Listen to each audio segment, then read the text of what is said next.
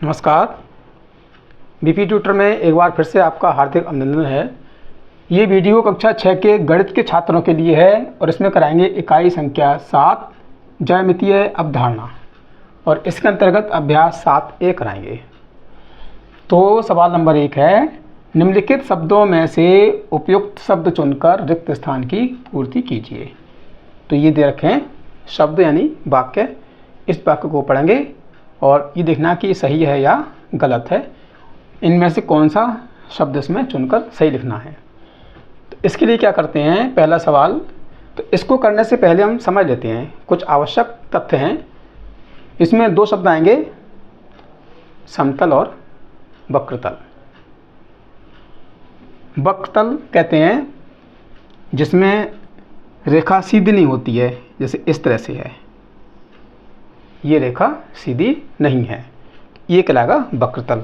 यह ऐसे बना हो, इस तरह से बना हो, या इस तरह से बना हो, सीधा नहीं हो, इस तरह से हो, तो ये कहलाएगा वक्रतल।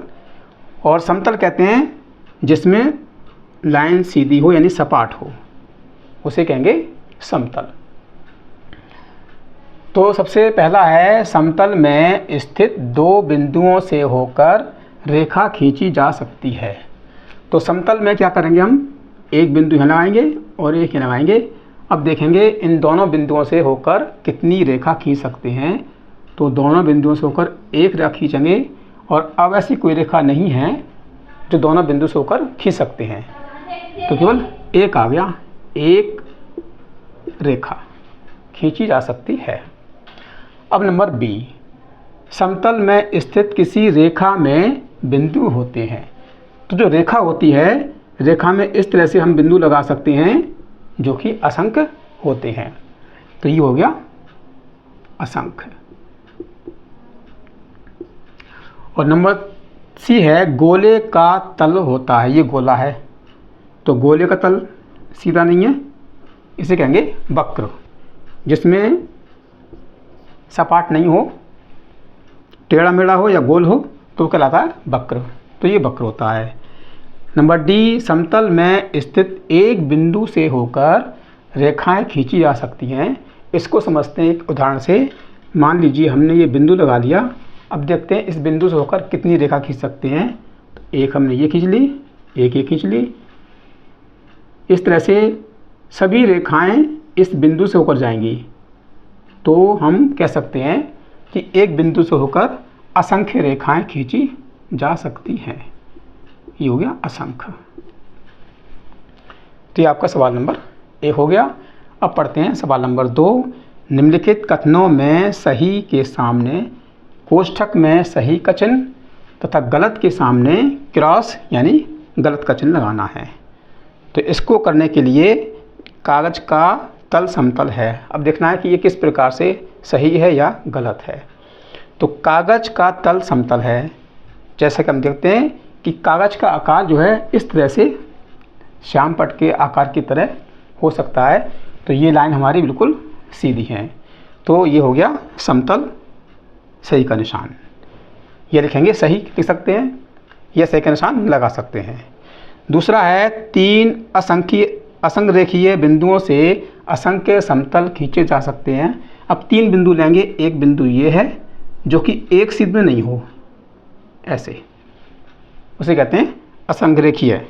अब देखिए इन बिंदु से होकर ये इस तरह से खींच रही हैं, तो ये समतल नहीं है। इन्होंने कहा है समतल खींचे जा सकते हैं, ये समतल नहीं कहलाएगा। समतल होगा बिल्कुल सीधा, तो आपका गलत। अब नंबर सी है, समतल में स्थित दो रेखाएं सदैव समांतर होती हैं। अगर समतल में इस तरह से हम दो रेखाएं खींचेंगे, एक यहाँ खींच ली, एक और खींच ली, तो ये हो गई समांतर, क्योंकि इनके दोनों के बीच की दूरी बराबर है। तो ये आपका हो गया। अच्छा, उस तरह और खींच सकते हैं, ये तो समांतर है, लेकिन एक और खींचते हैं, मान लो ऐसे खींचते हैं, तो ये समांतर नहीं है क्योंकि इनके बीच की दूरी बराबर नहीं है। तो ये भी आपका हो गया गलत। समांतर हो भी सकती हैं और समांतर नहीं हो सकती हैं। ये तो समांतर है लेकिन ये समांतर नहीं है, इसीलिए ये कथन हमारा गलत है। और नंबर डी, कमरे की दीवार का तल समतल होता है। कमरे की दीवार क्या होती है? सपाट होती हैं और सीधी होती हैं, तो ये हो गया सही। सवाल नंबर 3 शुरू करते हैं। अब स्तंभ ए एवं बी में सही जोड़े का मिलान कीजिए। ये स्तंभ ए है, नंबर 1 गिलोब, नंबर 2 स्टील अलमारी, नंबर 3 खीरा, नंबर 4 लोहे का पाइप, नंबर 5 शंकु, नंबर 6 श्यामपट्ट का तल, नंबर 7 ठोस बेलन और नंबर 8 कांच की गोली। इनका मिलान करना है स्तंभ बी से। पी है समतल, क्यू है समतल और वक्रतल और आर है वक्रतल। तो देखेंगे स्तंभ ए में मिलान स्तंभ बी से किससे होगा, तो मिलान करेंगे तो कन्फ्यूज हो जाओगे, इसलिए इनका उत्तर लिखते हैं। तो नंबर पी है समतल। अब देखते हैं इनमें से कौन कौन सी वस्तु समतल है। तो गिलोब की आकृति जो है इस तरह होती है, तो ये कहलाता है वक्रतल, क्योंकि इसमें सपाट रेखा नहीं है, सीधी रेखाएं नहीं हैं, तो ये हो गया वक्रतल।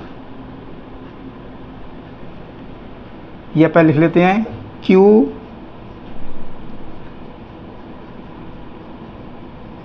समतल और वक्रतल, और आर है वक्रतल। अब गिलोब होता है इस तरह की गोल आकृति का। तो जब कोई आकृति टेढ़ी मेढ़ी होती है या गोल होती है तो वो कहलाती है वक्रतल। तो गिलोब हो गया आपका वक्रतल। और उसके बाद नंबर 2 है स्टील की अलमारी। तो स्टील की अलमारी ये होती है इस तरह से, सीधी रेखाएं, यानी सपाट है, समतल है, तो ये कहलाएगा समतल। स्टील की अलमारी ये हो गया समतल। और उसके बाद नंबर 3 देखते हैं। नंबर 3 है खीरा। तो खीरे की आकृति इस तरह से होती है या इस तरह से मोटाई में हो सकती है, तो ये आकृति जो है सीधी नहीं है, तो ये कहलाएगी वक्रतल। खीरा हो गया वक्रतल। और फिर है लोहे का पाइप। तो लोहे का पाइप भी क्या है? वक्रतल है। लोहे का पाइप। और उसके बाद है शंकु। तो शंकु जो है इस आकृति का होता है, तो ये हो गया वक्रतल और ये हो गया समतल।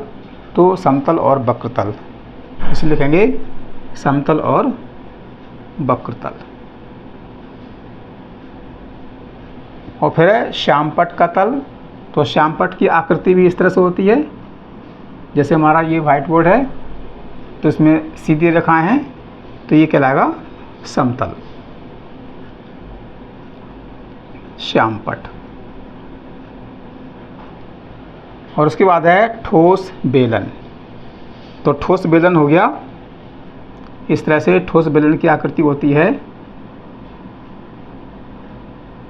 तो इसमें समतल और वक्रतल है। ठोस बेलन। और उसके बाद कांच की गोली। तो कांच की गोली इस तरह से गोल होती हैं, तो ये होता है वक्रतल। तो इसे लिखेंगे वक्रतल में कांच की गोली।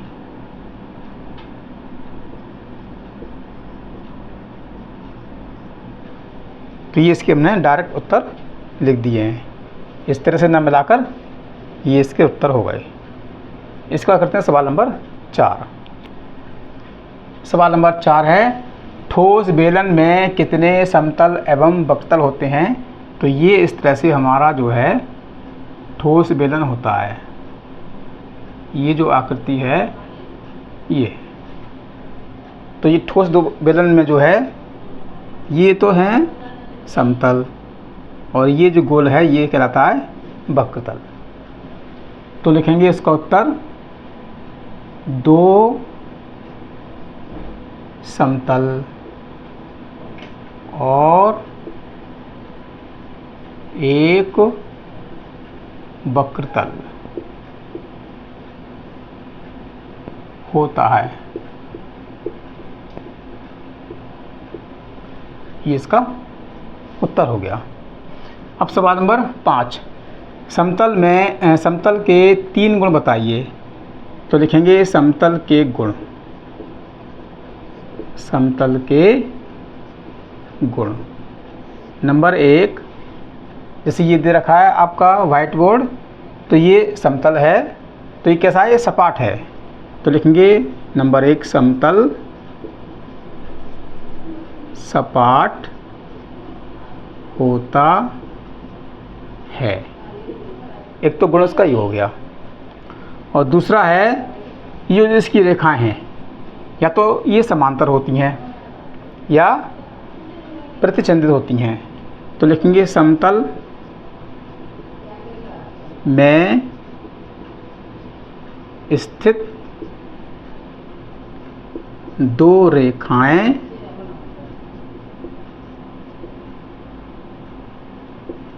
प्रतिच्छेदित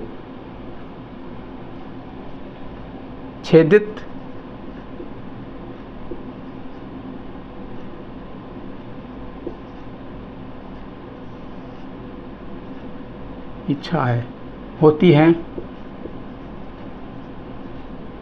अथवा समांतर होती हैं।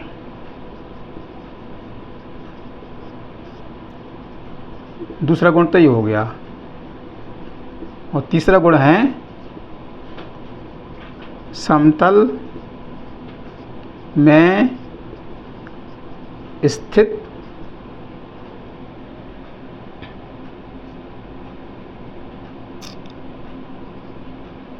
दो बिंदुओं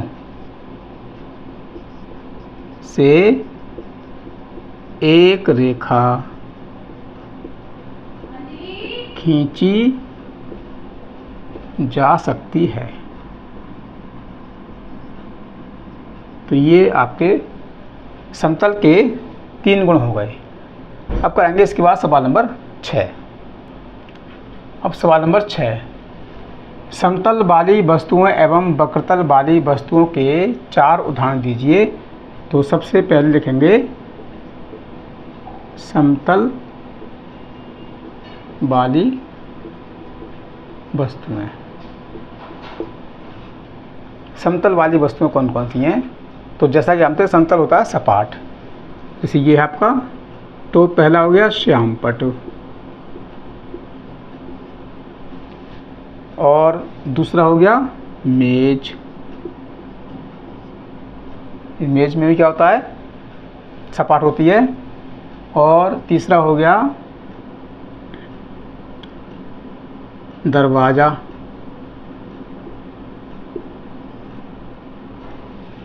और चौथा हो गया अलमारी। ये हो गई समतल, तो इसलिए कहलाएंगे समतल वाली वस्तुएं। और दूसरा है वक्रतल वाली वस्तुएं।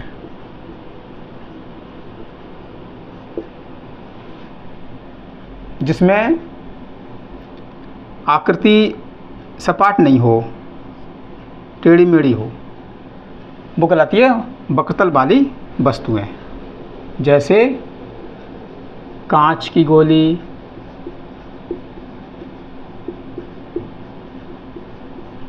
इसकी आकृति गोल होती है, सपाट नहीं होती है। और दूसरी है ग्लोब खीरा, लौकी, ये हैं बख्तल वाली वस्तुएं। तो इस प्रकार से ये अभ्यास आपकी पूरी हो गई। मुझे आशा है कि ये सवाल आपको समझ में आ चुके होंगे।